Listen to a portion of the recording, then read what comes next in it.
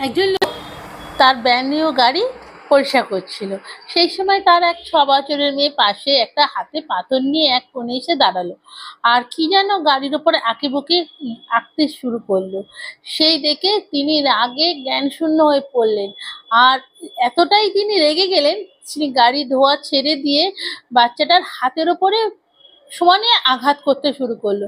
আর বাচ্চাটার হাতে লাগার ফলে বাচ্চাটার হাতে অনেক ফ্র্যাকচার হয়ে গেল। বাচ্চাটাকে নিয়ে গিয়ে যখন হাসপাতালে বেডে শোয়ানো হয়েছিল, আর বাচ্চাটা কষ্টে ছটফট করছে, আর বাবাকে বলছে, বাবা আমার হাতে কি খুব লেগেছে, অনেক লেগেছে।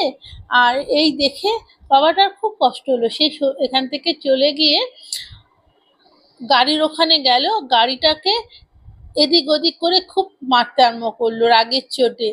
আর তখনই সে নিচে চুপ করে বসে পড়েই তার মনে হলো তার মেয়ে যেন দাঁড়িয়ে ওখানে কি একটা আঁকিবুকি করছে।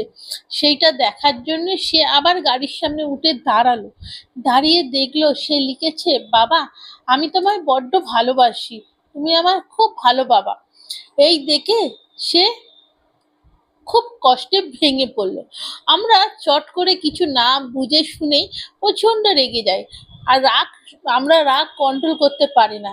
তাই কিছু বোঝার আগে নিজে এত রেগে যাই যে আমরা রাগের কিছু না কিছু করে বসি। তাই সকলের কাছে একটা অনুরোধ, রাগ আর ভালোবাসার কোনো সীমা হয় না। তাই রেগে যাওয়ার আগে একটু চিন্তা করবেন আপনি কেন রেগে যাচ্ছেন। আর সবার কাছে অনুরোধ, চট করে অন্যের রাগ দেখিয়ে কিছু করবেন না, এতে ভালো থেকে খারাপ হয়। আর একটা কথা সবসময় মনে রাখবেন, যদি রেগে যান তো হেরে যাবেন, কেন রাগের ওপরে কারো বশ চলে না। তাই নিজেকে একটু সামলে চলতে হবে। আমি ভালো করে গুছিয়ে কথা বলতে পারি না, গল্পও হয়তো ভালো করে বলতে পারি না, আমার মনে যেটা আসে সেটাই বলি। যদি আমার ভিডিও ভালো লাগে, যদি আমার গল্প ভালো লাগে, তাহলে সঙ্গে থাকবেন। আর যদি ভুল হয়ে যায় ক্ষমা ত্রুটি মনে করে ক্ষমা করে দেবেন, আর ভালো থাকবেন। আর লাস্ট আর একটা রিকোয়েস্ট আছে, আপনারা চট করে রেগে যাবেন না। রেগে যাওয়া মানে নিজের তো ক্ষতি করাই, অন্যের তো ক্ষতি করাই। তাই রাগ না।